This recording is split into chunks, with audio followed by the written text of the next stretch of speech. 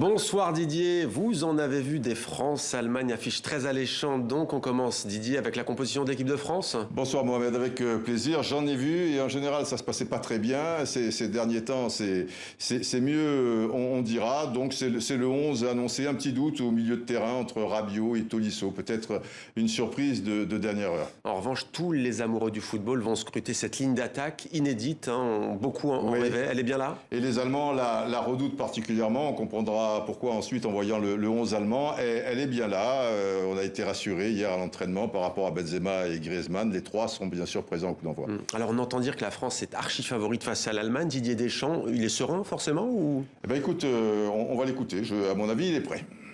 La qualité de l'adversaire fait que c'est un choc d'entrée, donc c'est évidemment un choc pour nous, mais c'est un choc aussi pour les Allemands, parce qu'on fait partie des meilleures nations européennes. Donc voilà, l'objectif c'est rechercher l'efficacité dans les deux zones.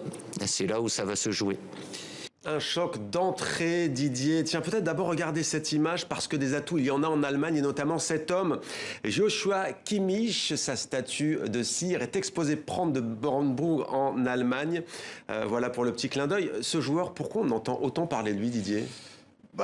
Parce qu'il a une grande influence sur ses partenaires. C'est une sorte de Didier Deschamps allemand, on va dire, à la différence qui peut évoluer à plusieurs postes, un peu plus haut au milieu de terrain, un peu plus bas et éventuellement sur le côté. C'est ainsi qu'il avait commencé au Bayern de Munich et on va voir d'ailleurs dans le 11 allemand qu'il sera sur le côté sans doute par rapport à Mbappé. Ouais, il y a ce joueur mais pas seulement. Il y a une constante, même si désormais, hélas, la plupart des équipes jouent de la même manière. L'Allemagne, ce qui a toujours fait sa force de frappe, c'est le collectif. On regarde la composition, Didier. Oui, ce collectif, depuis le retour de l'ancien Hummels, il y a 3 défenseurs centraux, 2 sur les côtés, ça peut devenir 5 défenseurs. Il y a une grande crainte des 3 attaquants français, bien évidemment. Il n'y a pas un vrai avant-centre, des joueurs un peu fuyants comme Müller, Havertz également. Ça sera une équipe redoutable de toute manière. En plus, ça se passe à Munich. Ouais. Pronostic, Didier ? Je vais dire les Français d'une courte tête quand même. Normalement, ils sont supérieurs. Après. Bon, allez, en gros, Didier nous a dit 1-0 pour l'équipe de France. Pourquoi pas un but de Karim Benzema ou d'Antoine Griezmann.